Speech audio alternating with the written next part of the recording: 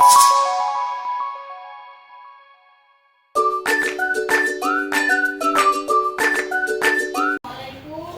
silakan masuk Bu Atun. Ya Pak.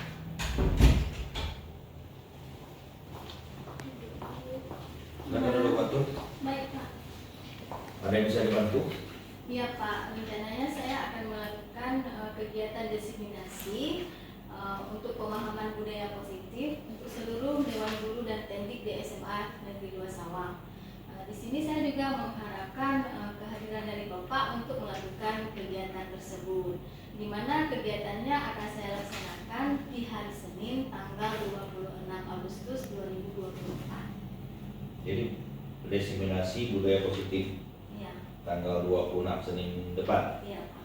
Berarti salah satu tugas yang memang harus diselesaikan untuk pada program guru penggerak. Iya Pak. Oke, kalau begitu Bu Peratul, saya izinkan Bu Peratul untuk melakukan kegiatan diseminasi budaya positif. Dan juga pastikan nanti Bu Guru selaku kurikulum pastikan Dewan Guru dan Tendik yang ada di sekolah itu di hari Senin tanggal 26 Agustus 2024 itu hadir untuk mengikuti kegiatan diseminasi sampai dengan selesai. Ya. Saya berharap kegiatannya berlangsung dengan sukses.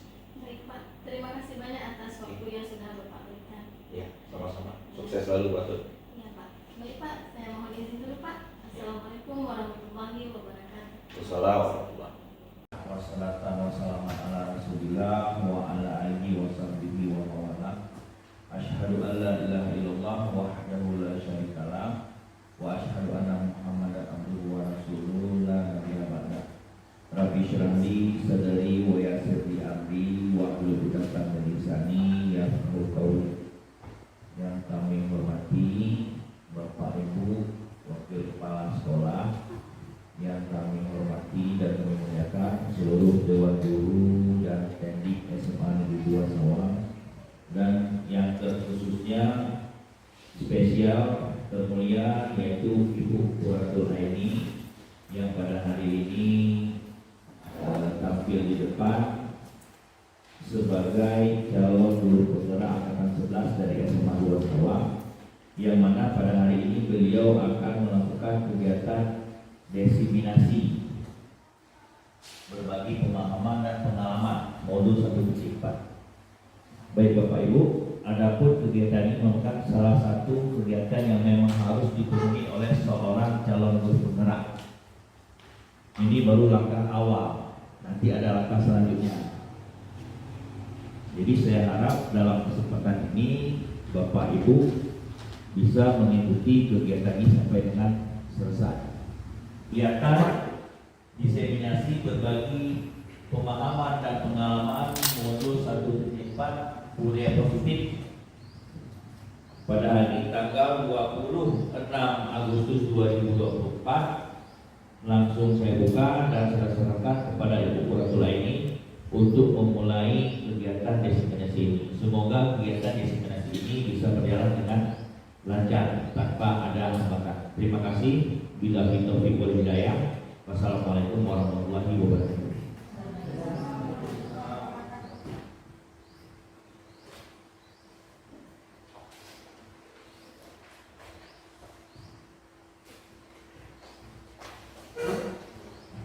Assalamualaikum warahmatullahi wabarakatuh.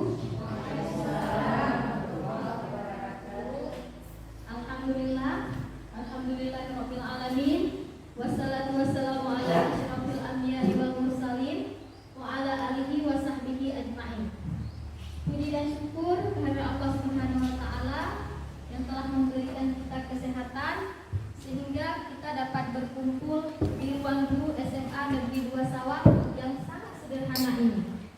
Selawat dan salam sama-sama kita sanjungkan kehadirat Nabi besar Muhammad sallallahu alaihi wasallam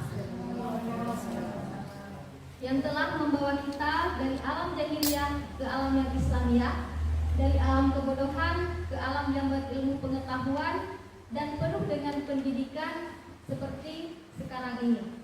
Penghormatan saya kepada Bapak Kepala SMA Negeri 2 Sawang, Bapak Zulfikar SPD MPD. Yang saya hormati seluruh Dewan Guru dan Tendik SMA Negeri 2 Sawang yang sudah sudi kiranya hadir untuk mengikuti acara diseminasi berbagi pemahaman dan pengalaman tentang budaya positif modul 1.4.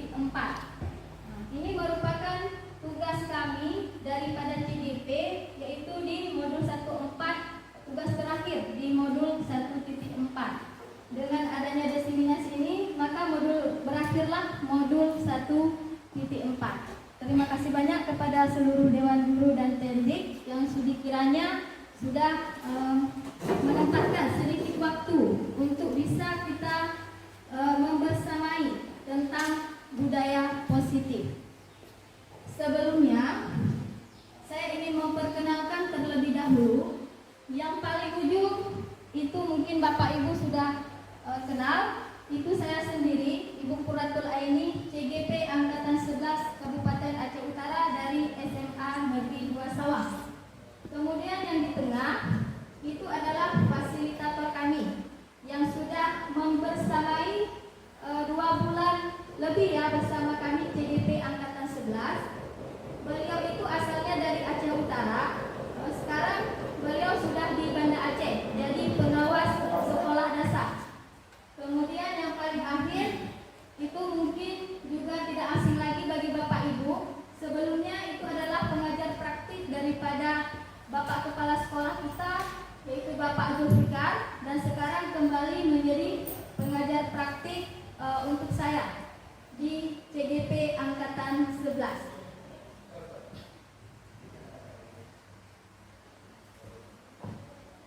Di sini ada beberapa kalimat. Di sini saya tidak mengatakan itu benar atau salah, tapi yang ini saya tanyakan sama Bapak dan Ibu Guru, setuju atau tidak.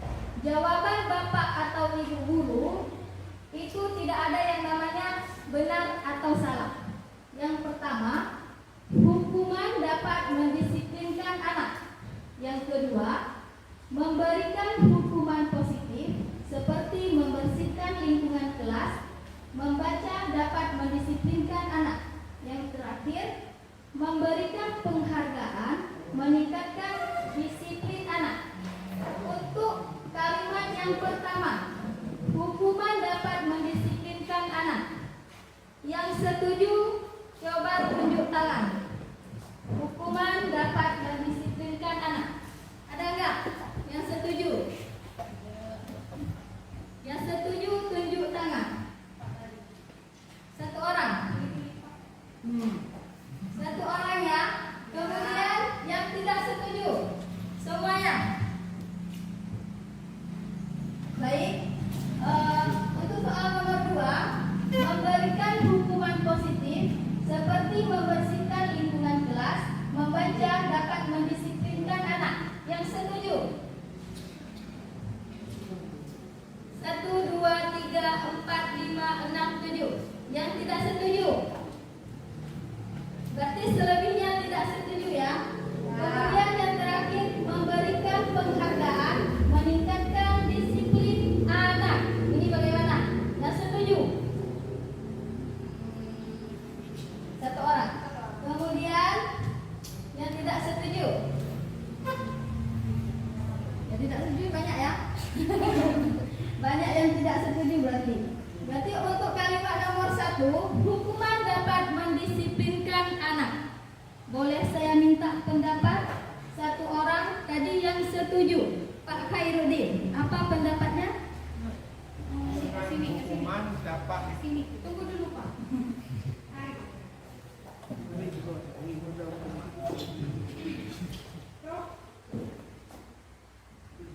Assalamualaikum warahmatullahi wabarakatuh. Ini pengalaman kita, hukuman dapat mendisiplinkan anak. Kalau kita berikan suatu hukuman, biasanya misalnya sekolah pagi biasa. Kalau terlambat, berikan hukuman apa melakukan suatu kegiatan, pilih guru atau apa saja, biasanya dia akan ke depannya akan disiplin, akan tepat waktu. Nah, itu yang hukuman dapat mendisiplinkan anak. Misalnya kalau zaman dulu tuh push up, pilih bro, dipukul beberapa kali di baru itu kan, biasanya akan disiplin. Nah, kalau sekarang mungkin berbeda, terserah. Terima kasih. Terima kasih kepada Pak Khairuddin. Untuk jawaban Pak Khairuddin nanti bisa kita lihat di slide selanjutnya ya. Yang tadi tidak setuju, Ibu Huriah bisa memberikan pendapatnya. Kenapa Ibu tidak setuju? Assalamualaikum warahmatullahi wabarakatuh. Waalaikumsalam warahmatullahi wabarakatuh. Tadi kan ada pertanyaan setuju atau tidak hukuman dapat mendisiplinkan anak. Saya jawabnya tidak setuju. Di sini yang dalam pemikiran saya hukumannya berbentuk hukuman verbal. Misalnya apakah mereka disuruh keliling di lapangan atau disuruh push up, itu mungkin yang tidak kita setuju. Tapi kalau bentuk maksudnya yang kita kenakan kepada anak, misalnya yang telat disuruh baca surah Yasin misalnya. Nah, itu kayaknya bukan masuk ke hukuman dalam bentuk hukuman verbal. Nah, seperti itu. Terima kasih. Baik, terima kasih atas jawaban Ibu Huriah. Berarti di sini kan ada dua opsinya, yaitu setuju dan tidak setuju. Dua-duanya sudah kita dengarkan pendapatnya. Pendapat yang tidak setuju itu dari Pak Khairuddin, dan yang setuju adalah dari Ibu Huriah. Ibu Huriah itu adalah hukuman, bukan hukuman verbal, ya, bukan hukuman fisik, tapi hukuman yang bisa menyadarkan anak. Jadi hukuman itu tidak mesti harus dengan fisik. Dengan kita berkata lemah lembut, itu juga bisa membawa perasaan siswa ke yang lebih baik. Kemudian selanjutnya, Anda dan teman Anda akan melakukan kegiatan cobalah buka. Anda adalah A. Anda adalah mengepalkan salah satu tangan Anda.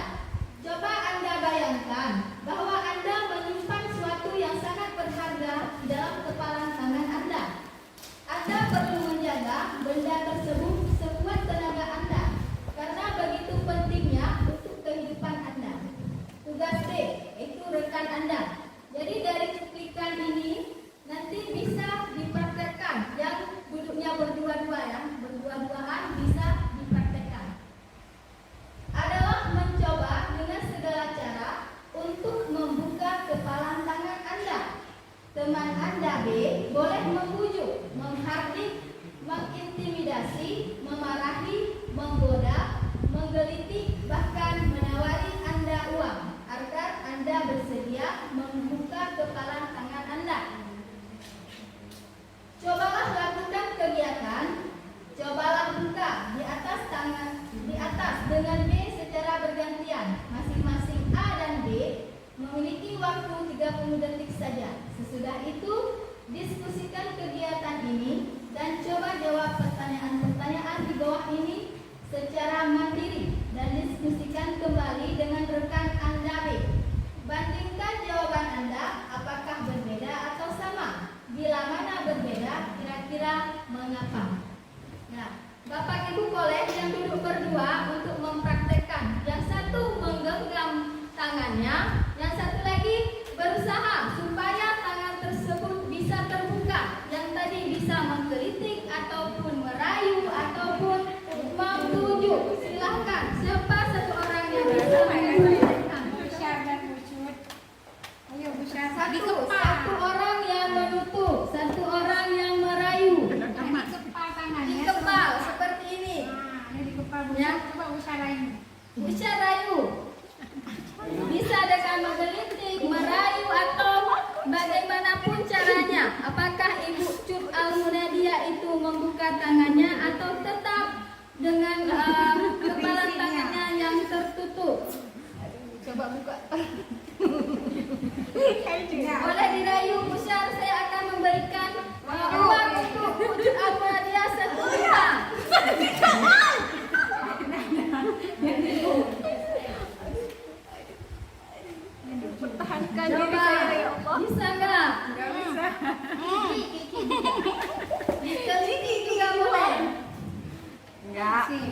Nggak bisa. Tidak bisa ya. Pendiriannya.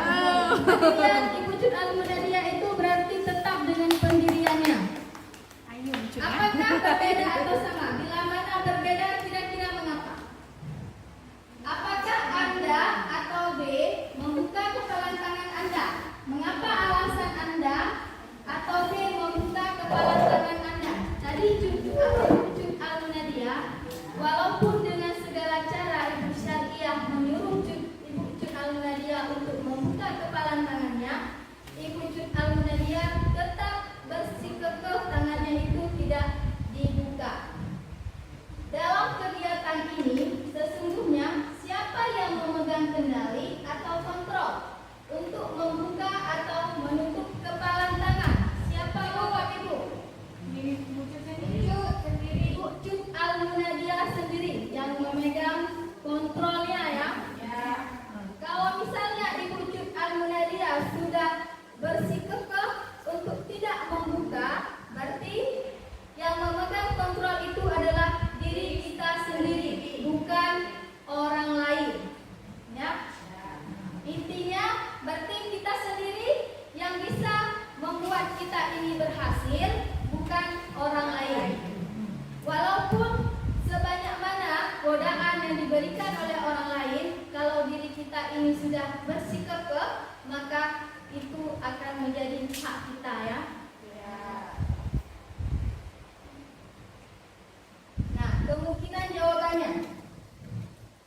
Pertanyaan pertama dan kedua bervariasi antara yang bersedia membuka dan yang tetap bertahan menutup kepalan tangan. Kalau tadi yang kita praktekkan, Bu Cut Al-Munadia dia tetap menutup kepalan tangannya, walaupun Ibu Syariah sudah berusaha menggelitik, merayu, tapi Bu Cut Al-Munadia tetap dengan pemikiran dia tidak membuka kepalan tangannya. Kemudian pertanyaan ketiga, siapa yang sesungguhnya memegang kontrol? Itu tadi sudah kita jawab, yang memegang kontrol itu adalah kita sendiri, diri kita sendiri yang memegang kontrol tersebut. Yang menentukan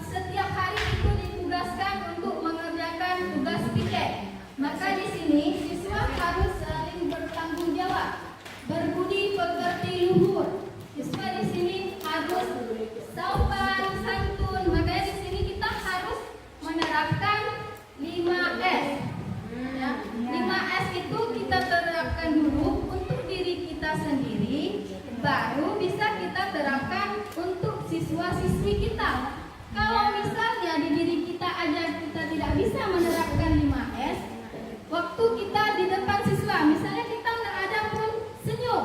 Nah, bagaimana siswa itu akan membalas senyum dengan kita?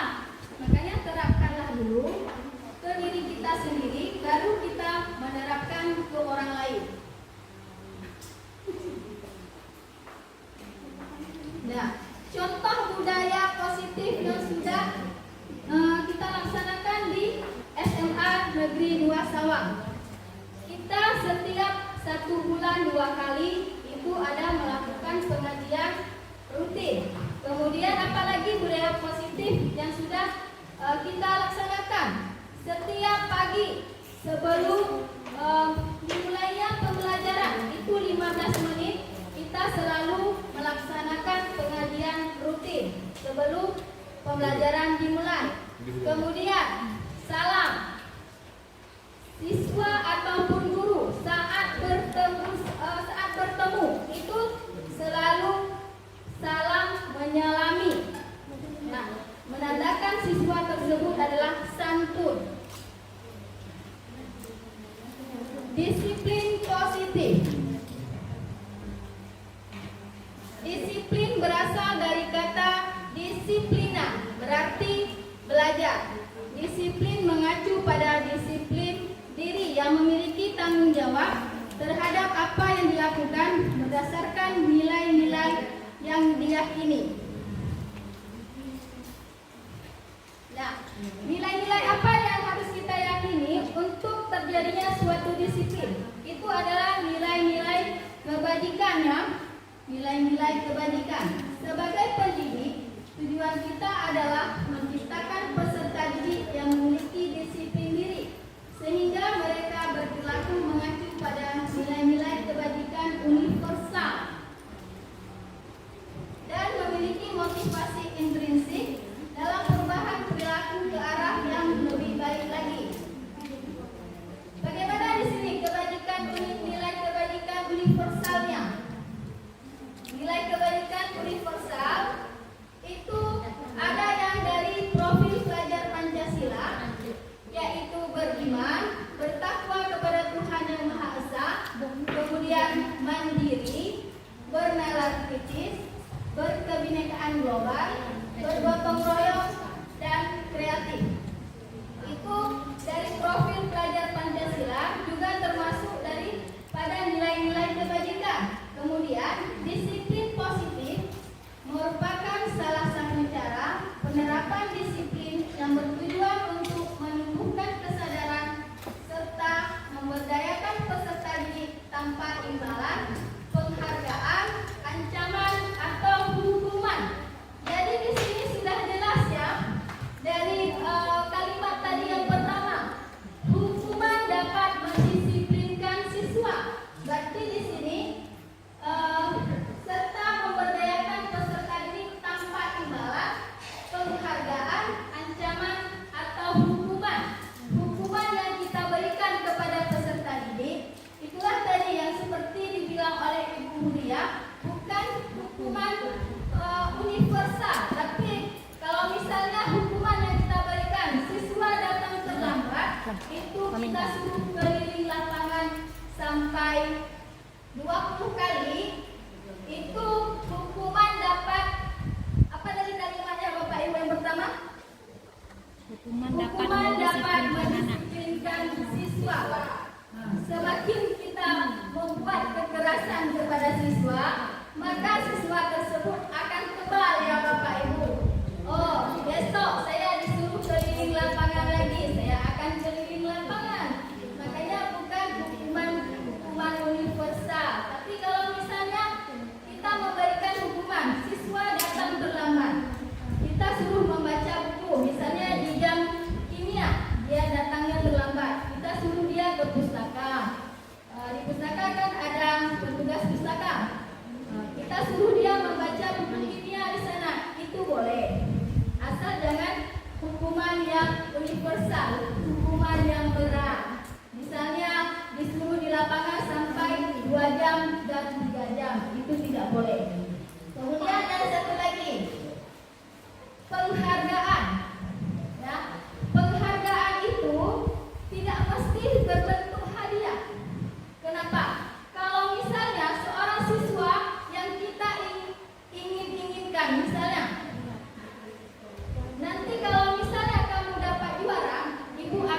memberikan kamu hadiah, misalnya apa? Uang 500.000. Nah, maka dari itu siswa itu bukanlah keyakinannya bukan dari diri sendiri untuk mengharapkan suatu ilmu, tapi dia menginginkan hadiah. Jadi bagaimana bisa kita memberikan reward ataupun penghargaan? Bisa dengan tepuk tangan ya Bapak Ibu. Kemudian bisa dengan kamu sudah baik, nilai kamu sudah bagus. Silahkan anak-anak yang lain contohkan, misalnya si A, dia bisa, itu juga sebuah reward. Jadi reward itu tidak mesti dengan hadiah, karena hadiah itu bisa membuat siswa malas karena dia menginginkan hadiah. Sesuatu yang diinginkannya dia memikirkan hadiah yang ada di kepala dia. Tapi kalau misalnya kita tidak memberikan hadiah, dia tidak mau mengerjakan tugas tersebut karena dia sudah terbiasa dengan reward hadiah.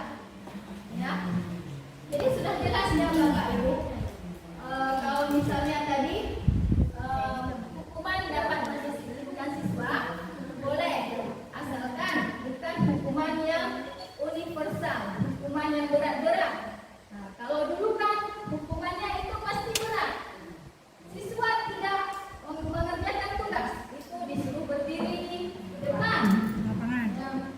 ataupun disuruh berdiri di lapangan sampai berjam-jam. Itu sebenarnya tidak boleh ya Bapak Ibu. Nah, nilai-nilai kebajikan. Nilai-nilai kebajikan adalah sifat-sifat positif manusia yang merupakan tujuan mulia yang ingin dicapai setiap individu. Nah, nilai kebajikan ini bisa dari profil pelajar Pancasila, yaitu beriman, bertakwa kepada Tuhan Yang Maha Esa, dan berakhlak mulia. Kemudian mandiri, bernalar kritis, berkebinekaan global, bergotong royong, dan kreatif. Kemudian, nah, nilai-nilai kebajikan selain bisa kita ambil dari profil pelajar Pancasila, juga ada menurut Ibo Primary Yes Program atau PYP, yaitu diambil daripada sikap murid, toleransi, rasa hormat. Nah, makna rasa hormat itu adalah saling tegur sapa ya antara guru dan siswa. Kemudian integritas, mandiri, menghargai. Makna menghargai itu berarti antara siswa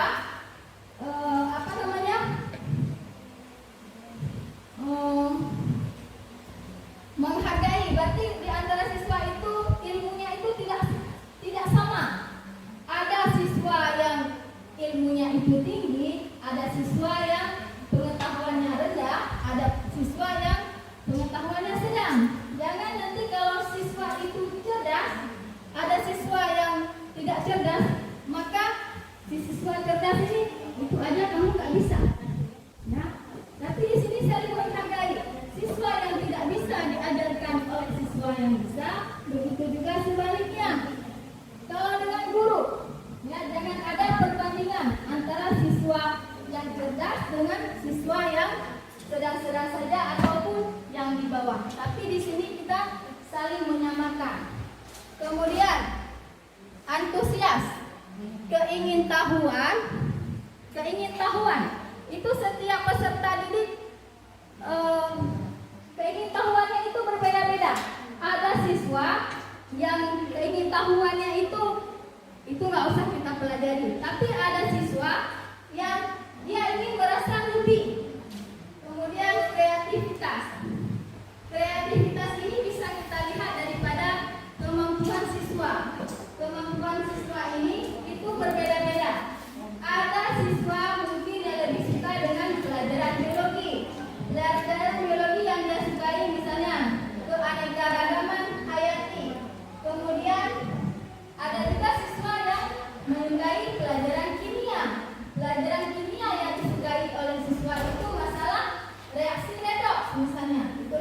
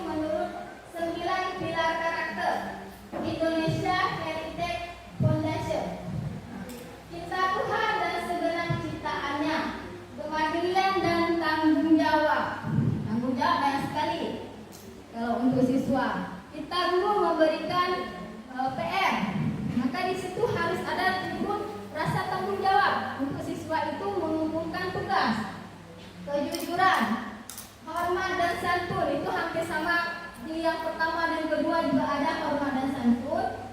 Dermawan, suka menolong dan gotong royong. Percaya diri juga ada, hampir-hampir sama.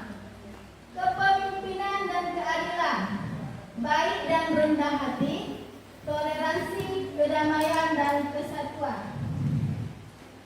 Nah, ini juga sama ya, satu lagi, dapat dipercaya, lurus hati, pendengar yang aktif, tidak merendahkan orang lain, memberikan yang terbaik dari diri. Ini juga hampir-hampir sama. Jadi di antara keenam ini hampir-hampir sama semuanya. Ini suasananya agak hening ya. Ya Bapak Ibu, agak sedikit hening ya. Lanjutkan. Boleh kita melakukan tes breathing dulu sedikit? Ya, supaya ada yang ngantuk itu ngantuknya hilang, kita tes breathing dulu ya Bapak Ibu. Jadi dengarkan clue dari saya ya. Clue-nya bertepuk tangan satu, berarti Ibu tepuk satu ya, tepuk sekali tangannya. Kalau saya bilang bertepuk tangan dua, berarti dua kali ya ditepuk. Kemudian bertepuk tangan tiga, berarti tiga kali. Nah, boleh kita mulai? Boleh. Kita mulai ya? Bertepuk tangan satu, bertepuk tangan dua, bertepuk tangan tiga, tepuk satu. Nah, masih banyak Bapak Ibu yang tidak konsentrasi ya. Tadi clue-nya apa saya bilang? Bertepuk tangan. Jadi kalau misalnya saya bilang tepuk satu, kan tidak ada tangannya. Ya. Berarti konsentrasinya entah di mana-mana ya. Saya ulang sekali lagi. Bertepuk tangan satu, bertepuk tangan empat, bertepuk tangan lima, tepuk tiga. Nah, masih ada.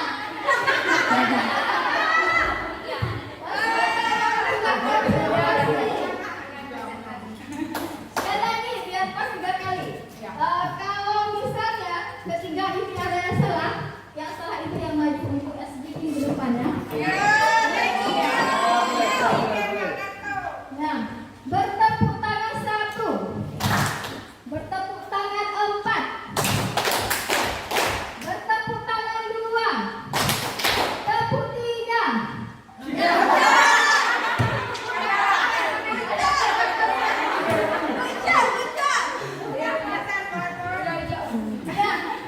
saya rasa sudah cukup itu untuk membuat konsentrasi kita kembali lagi ya Bapak Ibu.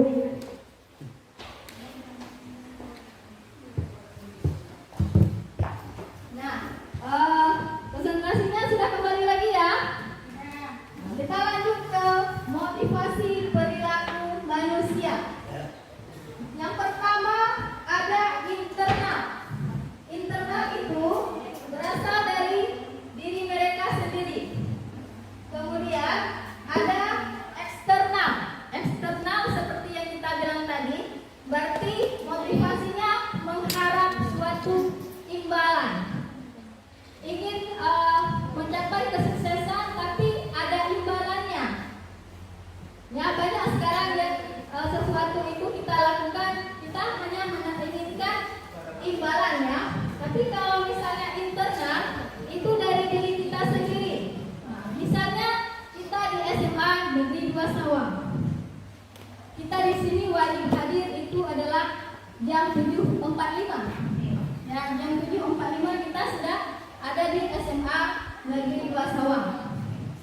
Nah, di situ motivasi apa yang kita gunakan Bapak Ibu? Internal atau eksternal? Internal atau eksternal Bapak Ibu? Yang jawab internal, Bu Huniah tadi. Eksternal? Ya. Kalau misalnya kita menggunakan motivasi eksternal, kita di sini diwajibkan hadir jam 7.45. Nah, kalau kita menggunakan motivasi eksternal Nanti kita merasa di sini, oh saya hadir jam 7.45. Ya saya nanti dilihat sama Pak Zulfikar. Saya hadirnya lebih cepat. Tapi kalau misalnya Pak Zulfikar tidak ada, saya hadirnya nanti jam 9. Apalagi kalau misalnya CCTV-nya mati ya. Ya. Tapi kalau udah hidup, nanti kita hadirnya jam 7.45. Tapi kita takutnya sama Pak Zulfikar. Itu adalah eksternal. Jadi kalau misalnya ini mendapatkan imbalannya nanti kalau misalnya saya hadir telat, nanti ada surat-surat saya tidak ditandatangani sama Bapak Zulfikar. Bukan dari diri sendiri. Kalau dari diri sendiri, itu kita menggunakan motivasi internal. Nah, wujud alurnya, tadi kan saya sudah bilang, contohnya adalah di saat kita datang ke SMA Negeri 2 Sawang. Nah, ingin saya tanyakan, guru-guru kita di sini menggunakan motivasi apa? Boleh Ibu memberikan pendapat? Apakah internal atau eksternal guru-guru kita di SMA Negeri 2 Sawang? Internal. Alasannya, Assalamualaikum warahmatullahi wabarakatuh.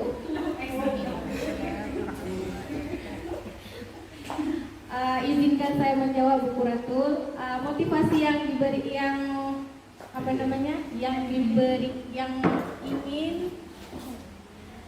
yang guru-guru di sini adalah motivasi internal. Karena guru di sini ingin menjadi orang yang diinginkan dan menghargai diri sendiri dan dengan nilai dan dipercaya. Ada yang lain? Bisa begitu Bu Kuratul? itu kan pendapat Ibu Cut Almunadia, saya terima. Kalau misalnya ada yang Ibu Cut Almunadia ingin ditambahkan, silakan. Tidak ada penambahan.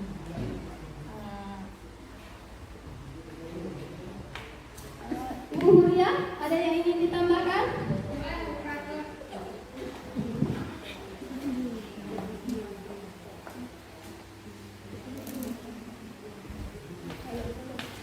Terima kasih atas kesempatannya.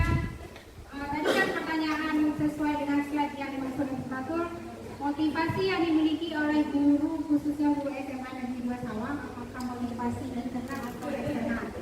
Menurut yang saya lihat dan saya yakin motivasi guru-guru di sini adalah motivasi internal. Kenapa? Karena segala sesuatu yang dilakukan bukan mengharapkan pujian, bukan mengharapkan penghargaan, ataupun bukan mengharapkan nilai baik atau buruk dari orang lain, tapi hal yang dilakukan itu memang murni keinginan dan murni memang datangnya dari diri guru itu masing-masing. Dan insya Allah sampai sekarang motivasi itu juga tetap bertahan dan mungkin dan mudah-mudahan juga selamanya kita memiliki motivasi internal yang datang dari kita sendiri, bukan paksaan. Terima kasih.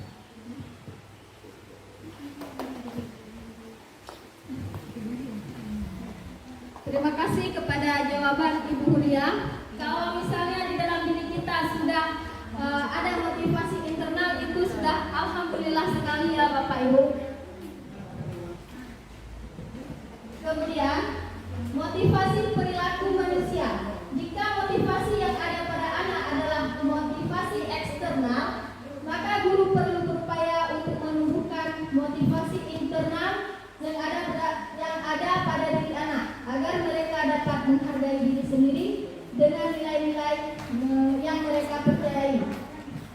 Nah, jadi untuk kita menumbuhkan motivasi internal untuk anak didik kita, maka hindarilah untuk pemberian hadiah. Ya, reward yang bisa kita berikan selain daripada hadiah itu bisa dengan tepuk tangan ataupun dengan hal-hal yang lain, asalkan jangan hadiah. Apalagi hadiah itu berbentuk uang. Jadi kalau misalnya hadiah itu berbentuk uang, maka motivasi yang ada dalam diri siswa untuk belajar dia hanya menginginkan uang. Ya, pendidikan yang mereka dapatkan hanya sekedar di situ saja. Keluar daripada kelas, pulang ke rumah, ilmu yang mereka dapatkan itu akan terlupakan.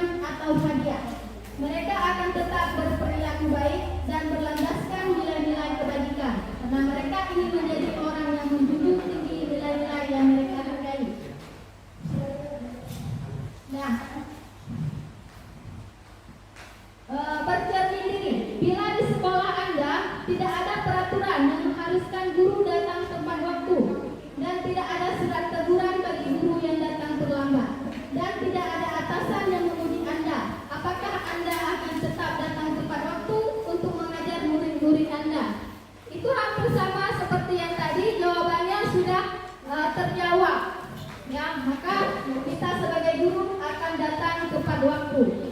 Tentukan pilihan jawaban sesuai dengan 3 motivasi perilaku manusia. Menurut Anda, dari ketiga jenis motivasi tadi, motivasi manakah yang saat ini paling banyak mendasari perilaku murid-murid Anda di sekolah? Ya. Perilaku murid-murid Anda di sekolah, motivasi yang mana? Internal atau eksternal? Internal ya.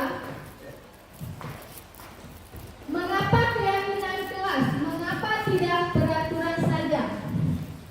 Keyakinan akan lebih memotivasi seseorang, dari dalam seseorang akan lebih tergerak dan bersemangat untuk menjalankan keyakinan. Sedangkan peraturan tidak lebih hanya sekedar mengikuti serangkaian peraturan tertulis tanpa makna. Murid-murid pun demikian, mereka perlu mendengarkan dan memahami arti sesungguhnya tentang peraturan-peraturan yang diberikan. Apa nilai-nilai kebajikan di balik peraturan tersebut? Apa tujuan utamanya, dan menjadi tidak tertarik atau takut sehingga hanya sekedar mengikuti serangkaian peraturan yang mengatur mereka tanpa memahami tujuan mulianya. Jadi, kalau peraturan itu dibuat oleh, misalnya kita di SMA Negeri 2 Sawang, peraturan itu dibuat oleh kepala sekolah ataupun wakil kurikulum dan guru. Kemudian peraturan itu misalnya membuang sampah pada tempatnya, itu termasuk ke dalam peraturan yang kita buat.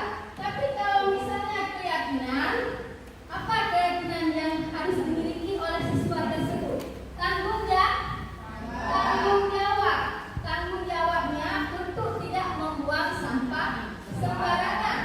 Kalau keyakinan itu dibuat, usahakan ya, dibuat oleh siswa tersebut. Kita libatkan siswa. Nah, untuk lebih menjalin kesadaran siswa tersebut. Tapi kalau peraturan hanya sekedar peraturan.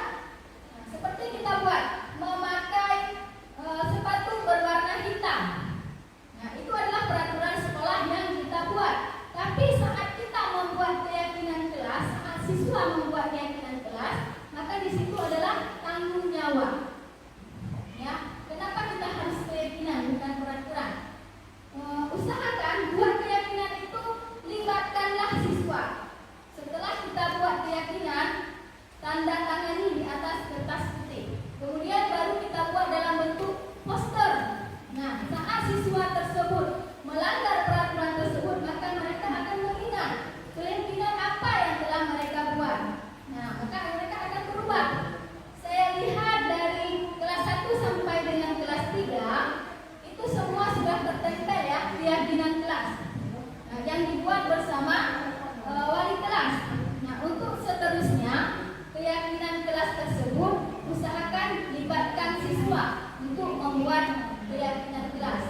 Dari keyakinan kelas yang siswa buat ditempelkan di papan tulis, di situ kita baru buat ke dalam bentuk poster untuk bisa mengingatkan siswa saat dia melanggar suatu peraturan.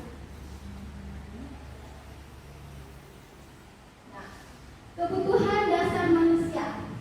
Kebutuhan dasar manusia adalah segala sesuatu yang kita lakukan untuk mendapatkan yang kita inginkan.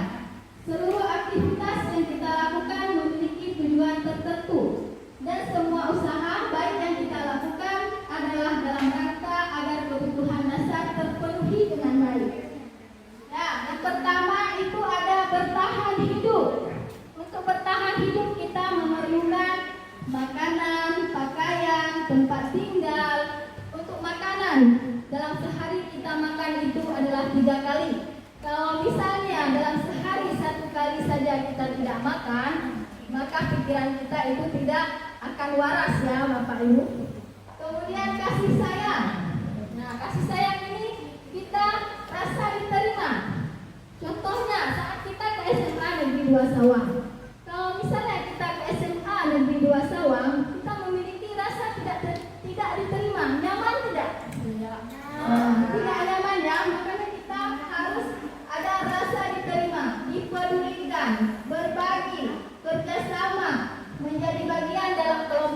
menjadi bagian dalam kelompok, berarti di sini kita guru harus saling berkolaborasi. Kemudian penguasaan, harga diri, keinginan untuk dianggap memimpin, berprestasi, dan diakui dan didengar.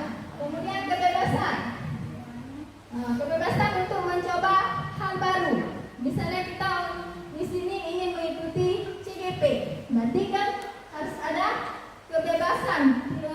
Jangan kita ngajar di sini hanya sekedar ngajar, tapi kita harus juga mencapai impian yang lain. Kemudian kesenangan, bermain, humor, antusias, tertawa. Kesenangan ini misalnya kita saat mengajar di SMA Negeri 2 Sema, pasti kita akan berpikir, oh ini saya sangat tertekan hari ini dengan pembelajarannya. Bisa saja nanti waktu pulang, jam pulang kita bermain-main ke laut. Itu adalah kesenangan. Minta kita refreshing ya. Nah ini 5 kebutuhan dasar manusia. Kebutuhan bertahan hidup, kebutuhan yang bersifat fisiologis untuk bertahan hidup, misalnya kesehatan, rumah, dan makanan. Kalau misalnya banyak makanan, tidak ada rumah, itu sama saja. Ada rumah, tidak ada makanan, sama saja. Makanya ketiga ini penting. Kemudian kasih sayang dan rasa diterima.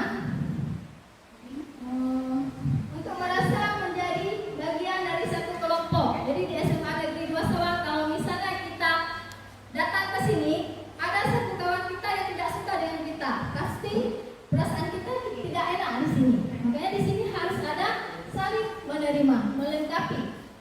Kemudian penguasaan, bisa membuat pencapaian kompeten diakui, dihormati. Ini hampir sama ya. Kebebasan, itulah kebebasan. Kita harus ada refreshing. Saat kepala kita sudah mulai menumpuk dengan pekerjaan, boleh dengan refreshing. Nah, restitusi, sebuah cara menanamkan disiplin positif pada murid. Ini segitiga restitusi. Proses menciptakan kondisi bagi murid untuk memperbaiki kesalahan mereka, sehingga mereka bisa kembali pada kelompok mereka dengan karakter yang lebih kuat. Ciri-ciri restitusi yang membedakan dengan program disiplin lainnya yaitu restitusi bukan untuk menebus kesalahan, namun untuk belajar dari kesalahan. Restitusi memperbaiki hubungan. Restitusi adalah tawaran, bukan paksaan. Restitusi menuntun untuk melihat ke dalam diri.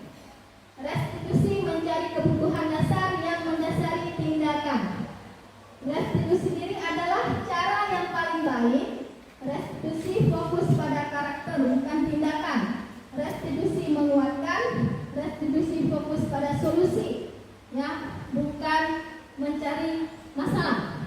Restitusi mengembalikan murid yang berbuat salah pada kelompoknya.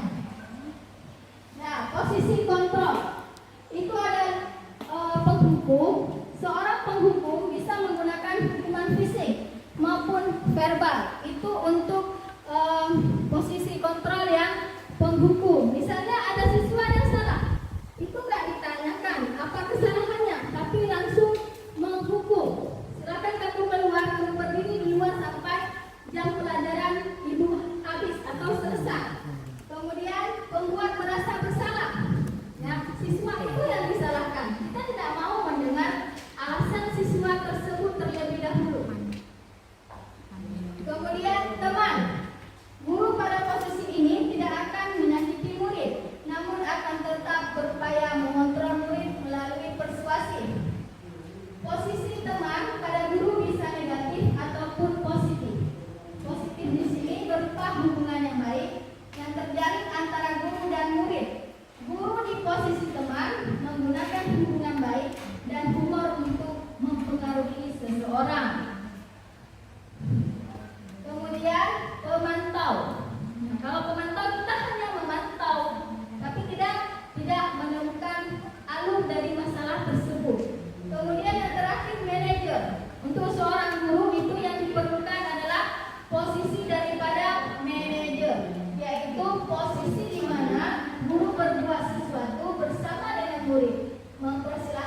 murid mempertanggungjawab perilakunya, mendukung murid agar dapat menemukan solusi atas permasalahannya sendiri.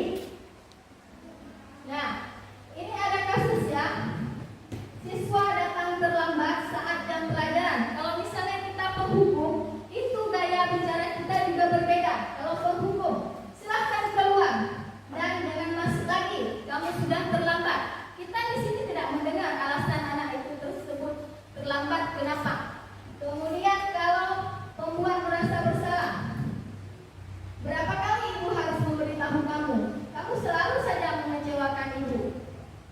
Kemudian kalau teman, ayo dong ikuti aturan sekolah, tolong bantu ibu ya, kali ini aja. Ya sudah, tidak apa-apa, lain kali jangan terlambat lagi ya. Kalau pemantau, kamu telah melanggar peraturan sekolah, kamu tahu konsekuensinya. Kenapa hari ini kamu terlambat lagi? Nah, yang paling baik itu adalah manajer. Apa kamu tahu kesalahanmu? Kita tanyakan dulu kesalahan siswa tersebut. Kemudian kira-kira bagaimana kamu memperbaiki kesalahanmu? Inilah segitiga restitusi. Yang pertama adalah validasi tindakan yang salah, kemudian menanyakan keyakinan, kemudian menstabilkan identitas. Kita stabilkan di sini.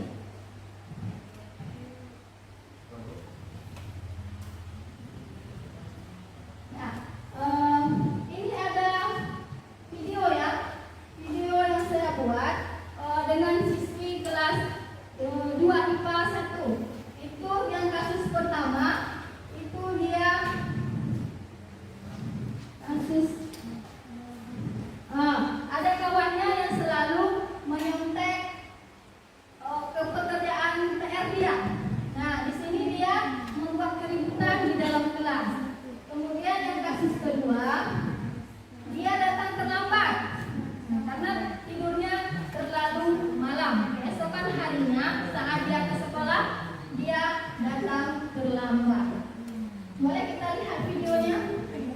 Ya, jalan di sini ya.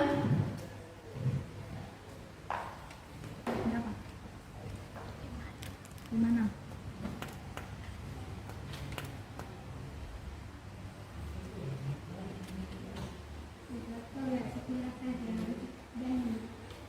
Satu videonya ya.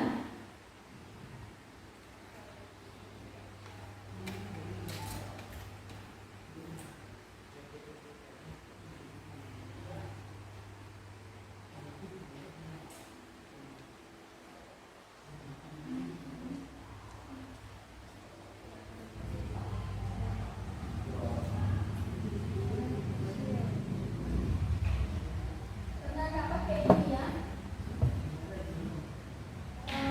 Mikrofon ya. Sudah habis suaranya.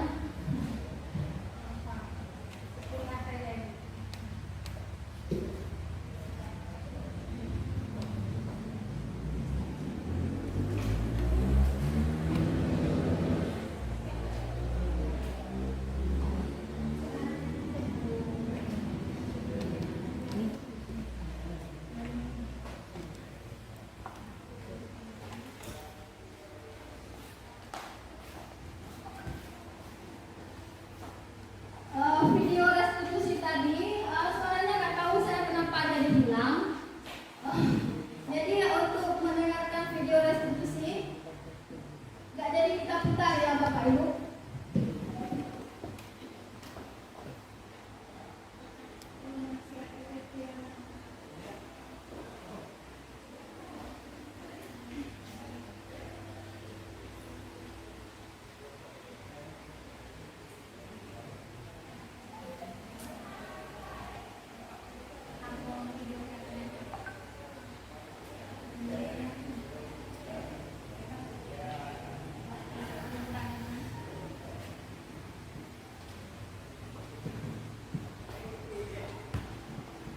Baik Bapak Ibu, untuk diseminasi berbagi pemahaman dan pengalaman budaya positif modul 1.4 yang bisa kita ambil kesimpulan itu apa saja Bapak Ibu? Apa yang bisa kita ambil kesimpulan dari budaya positif? yang ada di sekolah kita di SMA Negeri 2 Sawang. Itu adalah setiap peserta didik harus santun, sopan, berbudi pekerti. Kemudian di sini juga tadi ada segitiga restitusi untuk bisa kita menyelesaikan suatu masalah dengan peserta didik kita. Jadi yang paling baik adalah posisi manajer yang kita terapkan untuk peserta didik kita di SMA Negeri 2 Sawang dibandingkan dengan 4 posisi yang lain. Jadi posisi manajer yang lebih baik ya Bapak Ibu. Dari presentasi saya hari ini berbagi pemahaman dan pengalaman modul 1.4 budaya positif. Saya rasa sudah cukup sampai di sini. Terima kasih banyak kepada Bapak Ibu guru yang sudah membersamai dengan saya selama 1 jam. Saya ucapkan banyak-banyak terima kasih. Saya akhiri. Assalamualaikum warahmatullahi wabarakatuh.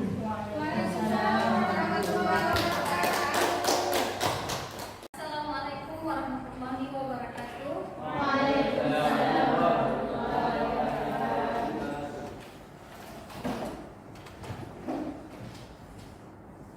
Apa kabar hari ini semuanya? Baik. Alhamdulillah ya, baik semuanya ya. Karena kita hari ini baru kita ini naik kelas 2 ya. Awal kenaikan kelas 2. Jadi untuk hari ini kita akan membuat keyakinan kelas terlebih dahulu. Keyakinan kelas itu harus kalian sendiri yang membuatnya, karena itu adalah dari hati kalian. Jadi kalau misalnya kita buat peraturan kelas, nanti kalau peraturan kelas itu ada guru, ada kepala sekolah, dan yang lain-lainnya. Tapi di sini keyakinan kelas kita. Jadi nanti akan dibagikan. Ini ada kertas post-it. Di kertas post-it ini kalian tulis keyakinan kelas apa yang kalian inginkan untuk kelas kita ini, ya.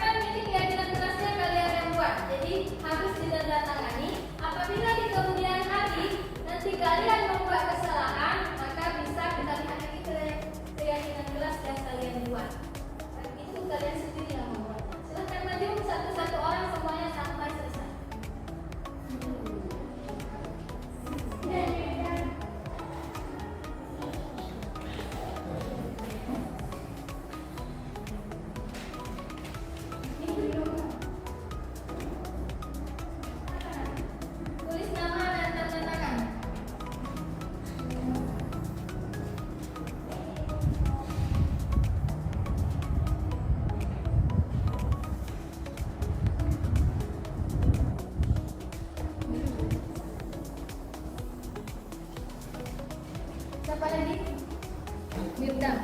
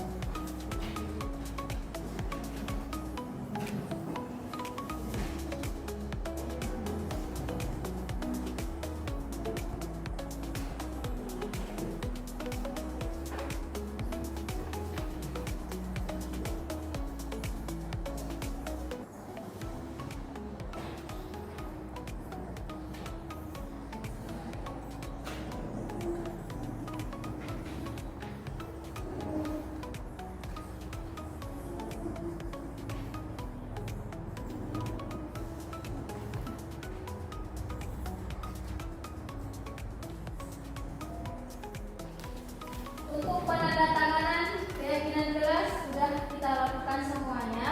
Berarti kita sepakat untuk mengambil keyakinan kelas kita yang paling utama itu adalah tanggung jawab. Karena tanggung jawab itu adalah yang paling utama untuk tercapainya suatu keberhasilan. Kemudian sopan dan berakhlak mulia. Ya.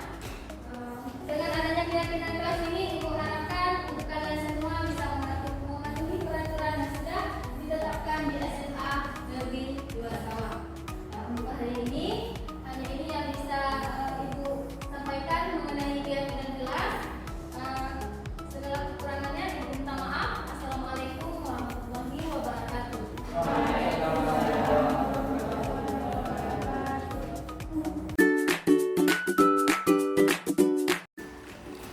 Assalamualaikum warahmatullahi wabarakatuh. Nama saya Huria SPDI, saya guru dari SMA Negeri 2 Sawang. Saya merupakan rekan sejawat Ibu Kuratul Aini selaku CGP Angkatan 11. Dalam hal ini setelah kami menyaksikan pemaparan atau diseminasi yang disampaikan oleh Bu Kuratul tentang budaya positif di modul 1.4, kami selaku rekan sejawat sangat merasa senang. Banyak ilmu yang telah disampaikan oleh Bu Kuratul. Semoga kedepannya ilmu yang telah beliau sampaikan dapat kami manfaatkan untuk kemajuan pendidikan di SMA Negeri 2 Sawang. Terima kasih Bu Kuratul dan semangat.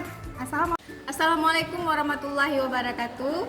Saya Cut Almunadia dari SMA Negeri 2 Sawang. Saya selaku teman sejawat dari Ibu Kuratul Aini, setelah saya menonton dan menyaksikan diseminasi yang disampaikan oleh teman saya Ibu Kuratul Aini, itu menjadikan motivasi bagi saya terutamanya dan rekan-rekan guru. Semoga apa yang kami dapatkan, pembelajaran yang disampaikan oleh Ibu Kuratul menjadi refleksi terhadap saya tentunya dan kawan-kawan, dan untuk menjadi motivasi ke depannya. Dan selamat untuk Ibu Kuratul, semoga cepat lulus pendidikan CGP-nya. Salam hangat, salam cinta. Assalamualaikum warahmatullahi wabarakatuh. Nama saya Ismi Wahida dari kelas 21. Saya sangat senang dengan dibuatnya keyakinan kelas. Di sini guru juga melibatkan saya dalam pembuatan keyakinan. Dengan adanya keyakinan kelas, maka siswa-siswi akan lebih bertanggung jawab. Terima kasih. Assalamualaikum warahmatullahi wabarakatuh.